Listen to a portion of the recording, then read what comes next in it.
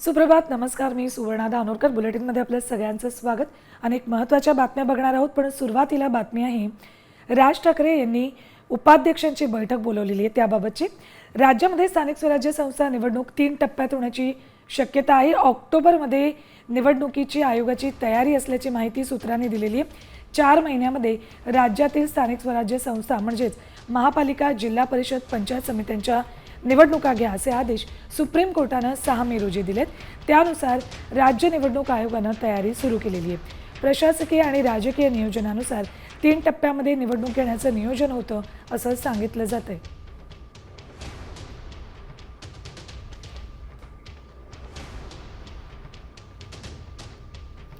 पहिला टप्पा उत्तर महाराष्ट्रात निवडणुकीची शक्यता आहे. 3 टप्प्यांमध्ये कुठे आणि कसं मतदान होऊ शकतं ते आपण बघतोय. दुसऱ्या टप्प्यामध्ये विदर्भ, पश्चिम महाराष्ट्र आणि मराठवाड्यामध्ये मतदान होण्याची शक्यता आहे. तिसऱ्या टप्प्यामध्ये मुंबई, ठाणे आणि कोकणात मतदान होण्याची शक्यता आहे. याबाबत अपडेट्स घेऊयात आमचे प्रतिनिधी शिवाजी शिंदे यांच्याकडून. शिवाजी, 3 टप्प्यात पालिका निवडणुका होणार असल्याचं कळतंय. एकंदरीत अपडेट्स याबाबतचे. सुवर्ण, नक्कीच राज्यातील 29 मनपा, 257 नगरपालिका, 26 जिल्हा परिषद आणि 288 पंचायत समितीसाठी 3 टप्प्यात हे मतदान घेण्याची रचना ही आयोगाकडून आखली जाते. यात पहिला टप्पा हा उत्तर व दक्षिण महाराष्ट्र असेल, त्याच्यानंतर विदर्भ, पश्चिम महाराष्ट्र आणि मराठवाडा, आणि तिसऱ्या टप्प्यात मुंबई, ठाणे आणि कोकणात मतदान व्हावाची आखणी केली जाते. पण या सर्वात महत्वाचा प्रश्न असा आहे, या 3 टप्प्यामध्ये जर मतदान झालं तर याचा सर्वस्व फायदा महायुतीला प्रचारासाठी सोपा होऊ शकतो. कारण राज्यस्तरीय नेत्यांना अगदी तालुका पातळीवर प्रचाराची संधी मिळेल आणि हे 3 टप्पे उपयुक्त ठरू शकतात. आणि सर्वात महत्वाचं म्हणजे जी राज आणि उद्धव ठाकरे हे एकत्र येण्याची जी चर्चा सुरू झाली आहे, त्या 3 टप्प्यात जर निवडणुका झाल्या तर त्यांना मुंबई, ठाण्यात आणि काही महापालिका जसे की नाशिक आहे, ज्या शहरी पट्टा आहे, तिथे त्यांना प्रचारासाठी सोपं झालं जाऊ शकतं. त्याच्यामुळे एकूणच हा जर 3 टप्प्याच्या पालिका निवडणुका ज्या होत आहेत त्या महायुतीसाठी प्रचारासाठी सोप्या जातील अशी एक चर्चा सुरू झाली. ठीक, शिवाजी, धन्यवाद या संपूर्ण माहितीसाठी. तर महायुतीला प्रचाराला या 3 टप्प्यांमध्ये जर निवडणुका झाल्या तर सोपं होणार आहे. तर दुसरीकडे ठाकरे बंधू एकत्र आले तर त्यांच्यासाठी सुद्धा ही 3 टप्प्यातली निवडणूक फायद्याची ठरण्याची शक्यता आहे. तर तालुका पातळीवर प्रचाराच्या संधीसाठी 3 टप्पे उपयुक्त ठरू शकतात. महायुतीचे नेते प्रत्येक ठिकाणी लक्ष घालून शक्ती पणाला लावू शकतात. ठाकरे बंधू एकत्र आले तरी फक्त महापालिकांपुरता प्रभाव राहील. तर 3 टप्प्यात निवडणुका घेतल्यास ग्रामीण भागामध्ये महायुतीलाच फायदा होण्याची शक्यता आहे. तर महायुतीचे नेते प्रत्येक ठिकाणी लक्ष घालून शक्ती पणाला लावू शकतात.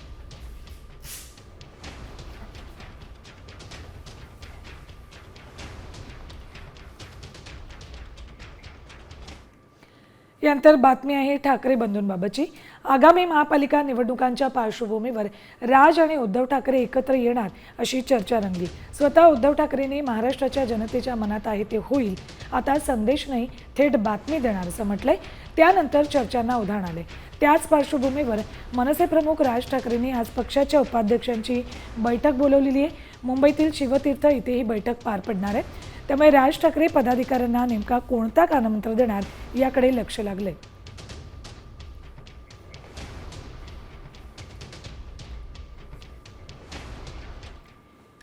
ठाकरे बंधूंनी एकत्र यावं अशा आशयाचे आता बॅनर झळकायला लागलेले आहेत. 8 कोटी मराठी जनता आणि मुंबई परप्रांतीयांच्या घशात जायच्या आधी उद्धव आणि राज ठाकरेंनी एकत्र यावं अशी मागणी करणारे बॅनर गिरगावमध्ये लागलेत. एकत्र येऊन मराठी लोकांना वाचवा असंही त्यावर लिहिण्यात आले. गिरगाव चर्च आणि ठाकूरद्वार या ठिकाणी हे बॅनर लावण्यात आले. तर याचा आढावा घेतला आमचे प्रतिनिधी गिरीश कांबळे यांनी. राज ठाकरे आणि उद्धव ठाकरे एकत्र येणार याबाबतच्या चर्चा राजकीय वर्तुळात जोरदार रंगू लागल्यात. याला कारणही तसंच आहे. दोन्ही ठाकरे बंधूंनी सकारात्मक प्रतिसाद दिला आहे. त्यानंतर आता संपूर्ण राज्यात ठाकरे बंधू एकत्र येणार का याबाबतच्या चर्चा सुरू आहेत.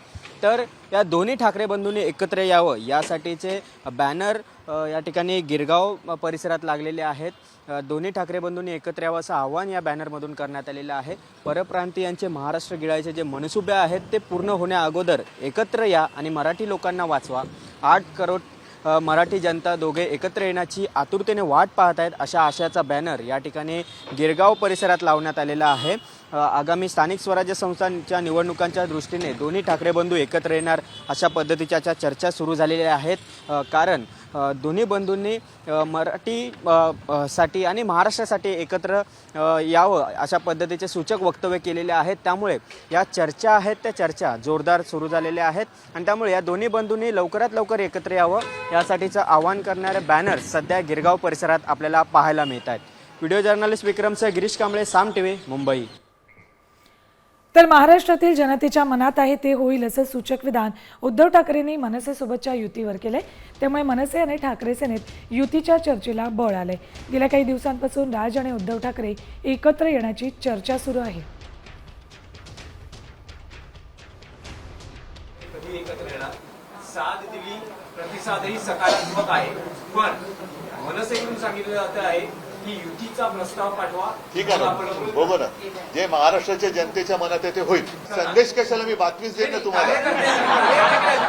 माझ्याकडे शिवसैनिकांच्या मनात कुठेही संभ्रम नाही आणि जे काही त्यांचे सुद्धा सैनिक एकमेकाच्या आमच्या संपर्कात आहेत त्यांच्याही मनात संभ्रम नाही। तर माझं म्हणणं की संदेश वगैरे देण्यापेक्षा आम्ही जी काय बातमी द्यायची ती बातमी देऊ। या राजकीय घडामोडीनंतर आता बातमी आहे पावसाबाबतची। मे महिन्यामध्ये पावसानं जोरदार बॅटिंग केल्यानंतर आता जून महिन्यात पाऊस कसा असेल याकडे सगळ्यांच्या नजर आहेत। सध्या राज्यामध्ये पावसाचा जोर कमी असला तरी 12 जून नंतर पावसाचा जोर वाढेल असा अंदाज आहे। राज्यात आठवडाभरात मेघगर्जनेसह पाऊस होईल अशी शक्यता आहे। कोकणात तुरळक ठिकाणी पावसाचा अंदाज आहे, तर मध्य महाराष्ट्र, मराठवाडा आणि विदर्भातील काही जिल्ह्यांमध्ये वादळी वाऱ्यासह पावसाचा अंदाज वर्तवण्यात आलाय। त्यामुळे नागरिकांनी योग्य ती खबरदारी घ्यावी असं आवाहन करण्यात आलंय।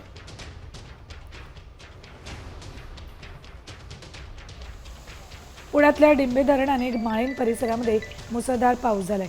डिंबे धरणाजवळील पर्यायी रस्ता पाण्याखाली गेल्यामुळे माळीण परिसरातील 11 गावांचा संपर्क तुटलाय। माळीणकडे जाणारी वाहतूक बंद झाली। नागरिकांनी धोकादायक पाण्यातून प्रवास करू नये असं आवाहन प्रशासनानं केलंय।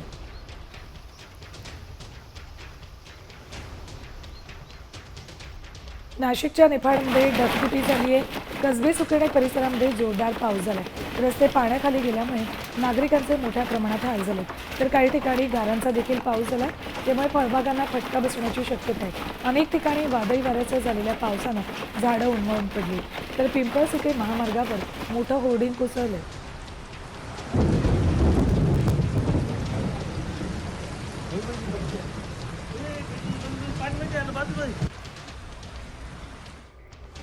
नाशिक जिल्ह्यातल्या दैवडमध्ये वादळी वाऱ्यासह पावसानं हजेरी लावल्यामुळे जिजामाता माध्यमिक विद्यालय या शाळेचे पत्रे उडाले। शाळा बंद असल्यामुळे मोठा अनर्थ टळला, मात्र विद्यालयाचं मोठं नुकसान झालंय। वाऱ्याचा वेग मोठा होता, त्यामुळे वर्गखोल्यांवरचे पत्रे शाळेच्या आवारात पडलेत। पत्रे आवारातल्या झाडांना अडकून पडलेत, त्यामुळे जीवितहानी टळली आहे। यात नवीन पाठ्यपुस्तकं काही प्रमाणात पावसानं भिजलीत। शाळेतील शिक्षक आणि ग्रामस्थांनी शाळेत धाव घेत उपकरणं आणि शैक्षणिक साहित्य वस्तू सुरक्षित ठिकाणी ठेवल्यात।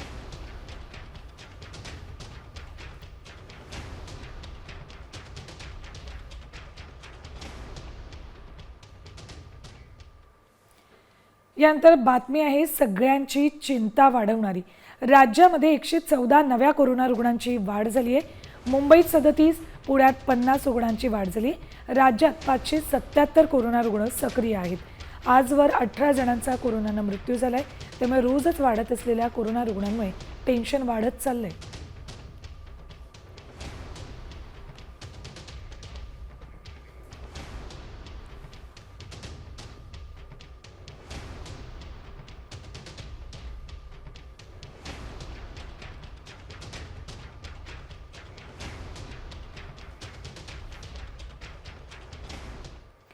तर देशातील कोरोनाची वाढती रुग्णसंख्या चिंता निर्माण करणारी ठरली आहे। कारण 5 वर्षांच्या मृत्यूचं थैमान घालणारा हाच कोरोना आता चिमुरड्यांच्या जीवावर उठलाय। ते कसं पाहूयात या स्पेशल रिपोर्टमधून। कोरोना उठला चिमुरड्यांच्या जीवावर।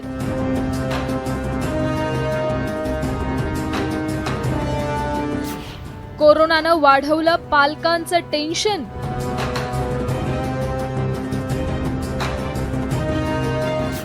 अमेरिकेत वर्षभरात 150 मुलांचा मृत्यू।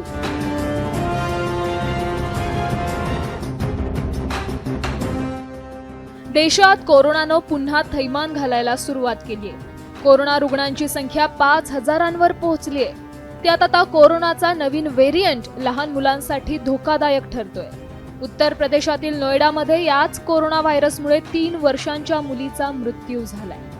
आता या कोरोनामुळे पालकांचंही टेन्शन वाढलंय. कोरोनाचा नवीन व्हेरियंट मुलांसाठी किती धोकादायक आहे पाहूया. कोरोना उठला मुलांच्या जीवावर. ओमायक्रॉनचे JN1, LF7 आणि NB181 या सब व्हेरियंटच्या प्रादुर्भावाचा वेग वाढला. WHO नुसार NB181 हा कोरोनाचा नवीन सब व्हेरियंट. डेल्टा आणि ओमायक्रॉन सारख्या व्हेरियंट नंतर मुलांनाही कोरोनाची लागण. लहान मुलं प्रामुख्यानं SARS-CoV-2 व्हायरसचा शिकार. देशाच्या रुग्णसंख्येत लहान मुलांचं प्रमाण 13%. मुलांमध्ये डायरिया, अतिसुस्ती, डिहायड्रेशन, मळमळ आणि उलट्या अशी लक्षणं अधिक. अमेरिकेत कोरोनामुळे 150 मुलांचा मृत्यू. कोरोना लहान मुलांना होण्याचं मुख्य कारण म्हणजे जी नवजात अर्भकं असतात त्यांच्यामध्ये कुठल्याही प्रकारची प्रतिकारशक्ती अजून पूर्णपणे तयार झालेली नसते. साहजिकच त्यांच्याबरोबर असलेल्या त्यांच्या जवळपास असलेल्या आईवडिलांचे किंवा इतर जे काही वैद्यकीय कर्मचारी आहेत त्यांना जर याची लागण झाली असेल तर ते ताबडतोबच त्यांना होऊ शकतो. दरम्यान SARS-CoV-2 आणि NB181 या कोरोना व्हेरियंटमुळे पालकांचं टेन्शन वाढलंय. आता पालकांनी मुलांना कोरोनाची लागण होऊ नये यासाठी काय खबरदारी घ्यावी ते पाहूया. काय खबरदारी घ्यावी? मधुमेह, हृदयरोग, दमा किंवा इतर आजार असणाऱ्या मुलांवर विशेष लक्ष ठेवावं. मुलांना मास्क घालणे, हात स्वच्छ धुणे यासारख्या सवयी लावाव्यात. मुलांनी पाण्याची बाटली आणि जेवणाचा डबा इतरांना देणं टाळावं. शाळांमध्ये हवेशीर खोल्या, स्वच्छ पाणी आणि स्वच्छतेसाठी योग्य व्यवस्था असावी. कोरोनाचा वाढता प्रादुर्भाव पाहता आता पालकांनीही मुलांची काळजी घेणं गरजेचं आहे. मुलांची रोगप्रतिकारक शक्ती कशी वाढवता येईल यासाठी पालकांनी प्रयत्न करायला हवेत. तसंच मुलांमध्ये कुठल्याही प्रकारची लक्षणं आढळल्यास दुर्लक्ष न करता मुलांवर तातडीने उपचार करायला हवेत. ब्युरो रिपोर्ट, साम टीव्ही न्यूज. यानंतर आता बातमी आहे रायगडमधून. रायगडमध्ये पालकमंत्री पदावरून महायुतीत वाद चिघळलाय. आज पुन्हा एकदा शिंदे सेनेचे आमदार महेंद्र थोरवेंनी सुनील तटकरेंवर जहरी टीका केली. सुनील तटकरेंनी पाठीत खंजीर खुपसला असा घणाघात थोरवेंनी केलाय. तर तटकरेंनी राजीनामा दिला तर मी देखील राजीनामा देईन असं आव्हान थोरवेंनी दिलंय. शिंदे साहेबांच्या सगळ्या सहकाऱ्यांनी प्रामाणिकपणे मदत केली, परंतु तरी सुद्धा तटकरे साहेबांनी त्यांच्या विरुद्ध विधानसभेला जे काही त्यांच्या पाठीत प्रत्येकाच्या खंजीर खुपसण्याचं काम केलं, खरं तर राजीनामा आम्ही नाही तुमच्या नेत्यांनी द्यायला पाहिजे आणि निवडणुकीला सामोरं जायला पाहिजे. आणि तुमच्या नेत्यांनी राजीनामा दिला तर मी नक्कीच देईन. यानंतर आता बातमी आहे लाडक्या बहिणीबाबतची. मुख्यमंत्री माझी लाडकी बहीण योजनेचा मे महिन्याचा हप्ता 2,47,00,000 महिलांना द्यायला सुरुवात झाली आहे. मात्र जवळपास 5 लाख महिलांनी KYC पूर्ण केलेलं नाही आहे. त्यामुळे त्यांना हा लाभ देण्यात अडचणी येत आहेत. बँक खात्याला आधार कार्ड लिंक असणाऱ्या महिलांनाच या योजनेचा लाभ देण्याचा निर्णय सरकारनं घेतला आहे. त्यामुळे 5 लाख महिलांचा निधी विभागाकडे पडून आहे.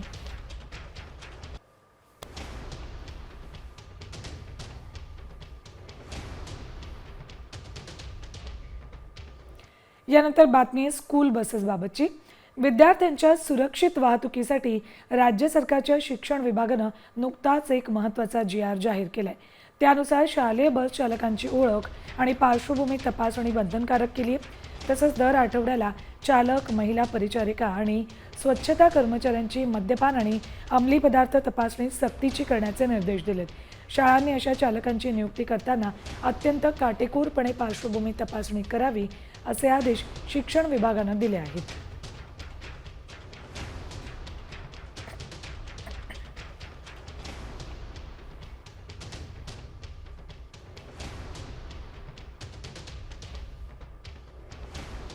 तर शालेय बस सुरक्षेसाठी काही नवे नियम आहेत. बस चालकांची पार्श्वभूमी तपासणी करणं बंधनकारक असेल. दर आठवड्याला मद्य आणि अंमली तपासणी केली जाणार आहे. प्रत्येक शालेय बसमध्ये GPS यंत्रणा आणि कॅमेरे अनिवार्य केलेत. पालकांनी चालकाची ओळख आणि तपासणी माहिती शाळेला देणं बंधनकारक आहे. महिला बस चालकांची नियुक्ती प्रोत्साहित करण्याचे निर्देशही दिलेत.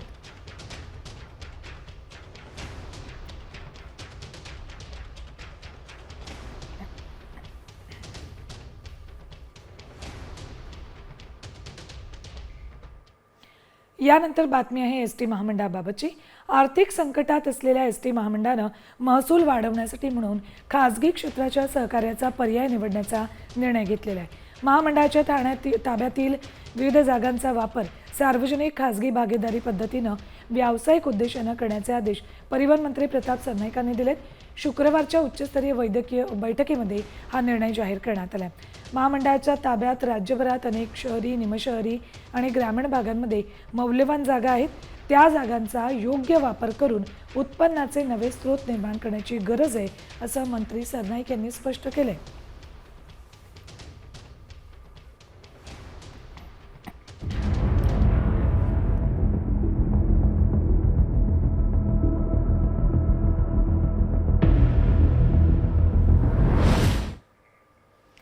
यानंतर पावसाबाबतच्या बातम्या बघूयात. टॉप 5. नांदेड जिल्ह्यात वादळी वाऱ्यासह जोरदार पाऊस झालाय. यामुळे नांदेड ते बिलोली राज्य महामार्गावर रस्त्याच्या दुतर्फा ठिकठिकाणी झाडं कोसळली. यामुळे महामार्गावरील वाहतुकीला अडथळा निर्माण झालाय. तसंच मुसळधार पावसामुळे शेतातही पाणी साचल्यानं शेताला तळ्याचे स्वरूप आले.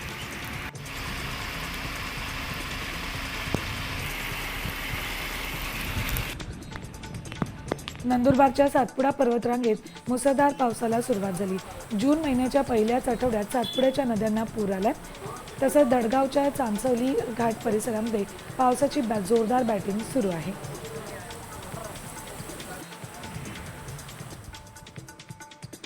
नाशिकच्या देवळा परिसरात वादळी पावसामुळे जिजामाता माध्यमिक विद्यालयाचे पत्रे उडालेत.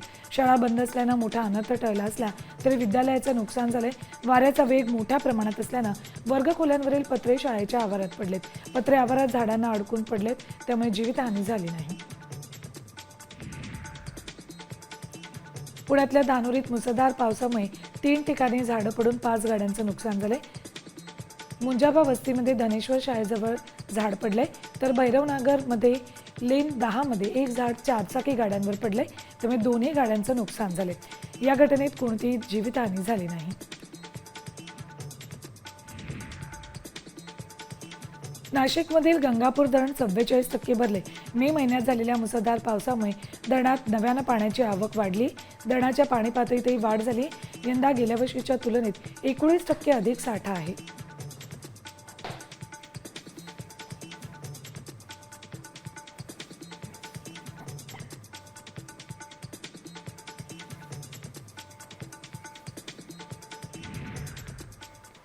यानंतर एक ब्रेकिंग न्यूज येते. जुन्या पुणे मुंबई महामार्गावरील देहू रोड कॅन्टोन्मेंट बोर्ड हद्दीतील संविधान चौकाजवळच्या 5 उपाहारगृह जमीनदोस्त करण्यात आली आहेत. कॅन्टोन्मेंट बोर्डाचं अतिक्रमण पथक, लष्करी बंदोबस्त आणि 4 JCBच्या साहाय्यानं ही धडक कारवाई करण्यात आली. यामुळे एरवी गजबजलेला दिसणारा आणि अरुंद वाटणारा हा चौक आता चांगलाच विस्तीर्ण आणि मोकळा दिसू लागला.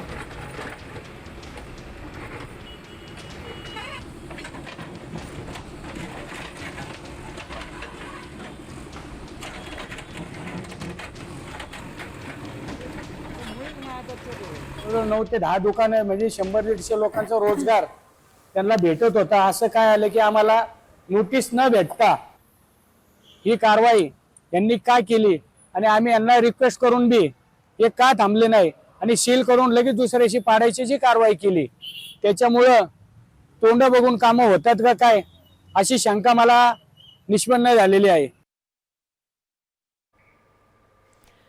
पुढची बातमी बघूयात. बकरी ईद निमित्त मुस्लिम बांधव दुर्गाडी किल्ला परिसरामध्ये नमाज अदा करतायत, त्याबाबतची बातमी आहे कल्याणमधून. या दरम्यान दुर्गाडी किल्ल्यावरील दुर्गाडी देवीच्या मंदिरात हिंदूंना प्रवेशबंदी आहे. गेल्या 35 वर्षांपासून शिवसेना ही प्रवेशबंदी हटवण्यासाठी घंटानाद आंदोलन करते. बकरी ईद निमित्त शिवसेनेचे दोन्ही गट तसंच हिंदुत्ववादी संघटना आंदोलन करतात. आंदोलनाच्या पार्श्वभूमीवर दुर्गाडी किल्ल्याजवळ तसंच लाल चौकी परिसरामध्ये कडेकोट पोलीस बंदोबस्त तैनात आहे.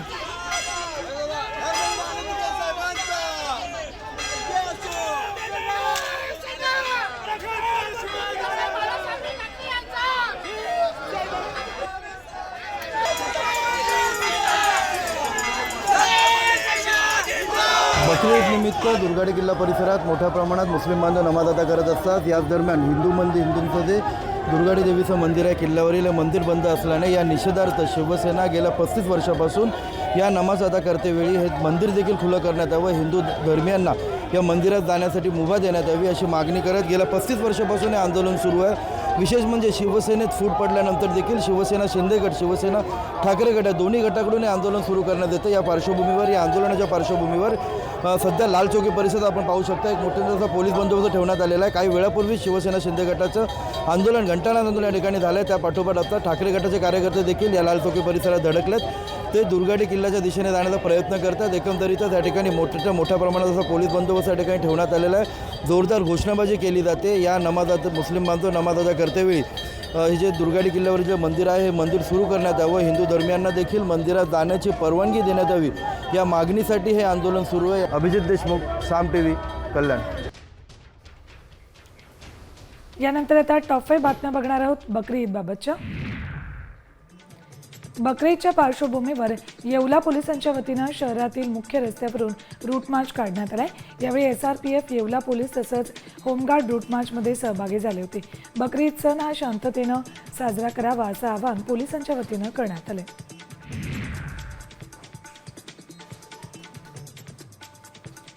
बकरी ईदनिमित्त कुर्बानी देण्यावरून मीरा रोडमध्ये तणाव निर्माण झालाय. इथल्या नॉर्थ गार्डन सिटी संकुलात वाहनांची तपासणी केली जाते. कुणी चोरून बकरा नेऊन त्याची कुर्बानी देऊ नये यासाठी इमारतीमध्ये येणाऱ्या वाहनांची तपासणी केली जाते. मुस्लिम धर्मियांचे सण आल्यावरच हे लोक वाहनांची तपासणी करतात असा आरोप मुस्लिम बांधवांनी केलाय. बकरी ईदच्या निमित्तानं मुस्लिम धर्मगुरूंनी मुस्लिम बांधवांना महत्त्वाचा संदेश दिलाय. कुर्बानी देताना शेजाऱ्यांच्या भावनांचा आदर करा. कुर्बानीचा व्हिडिओ सोशल मीडियावर व्हायरल करू नका. खुल्या रस्त्यावर बाजारात कुर्बानी देऊ नका असे निर्देश दिल्ली जामा मशिदीतून धर्मगुरूंनी दिले.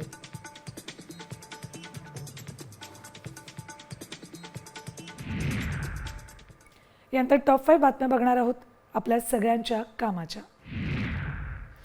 रेल्वेनं 2 सुपरफास्ट एक्सप्रेस ट्रेनला परवानगी दिली. या सुपरफास्ट एक्सप्रेस पुण्याला जोडणार आहेत, त्यामुळे पुण्यातून प्रवास करणाऱ्यांना खूप फायदा होणार आहे. रेवा ते पुणे आणि जबलपूर रायपूर या नवीन एक्सप्रेस ट्रेन असतील. रेल्वे कनेक्टिव्हिटीचा पाठपुरावा केल्यानंतर या एक्सप्रेसना मंजुरी देण्यात आली आहे.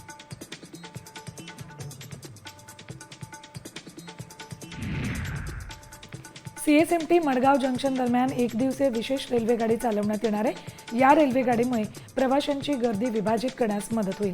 तसंच नियमित आणि सुट्ट्यांनिमित्त बाहेरगावी प्रवास करणाऱ्यांना ही विशेष रेल्वे गाडी चालवण्यात येते. ही रेल्वे गाडी 14 जूनला सकाळी 7:35 CSMT वरून सुटणार आहे. केंद्रीय रेल्वे मंत्री अश्विनी वैष्णव यांनी आठवडाभरापूर्वी 3 रेल्वे लवकर सुरू करण्याची घोषणा केली होती. त्यापैकी आता रिवा पुणे रिवा या रेल्वेचं संभाव्य वेळापत्रक रेल्वे विभागानं जाहीर केले. ही रेल्वे सध्या आठवड्यातून दर मंगळवारी धावणार आहे. यामुळे महाराष्ट्रासह मध्य प्रदेशातील प्रवाशांनाही मोठा दिलासा मिळाला आहे.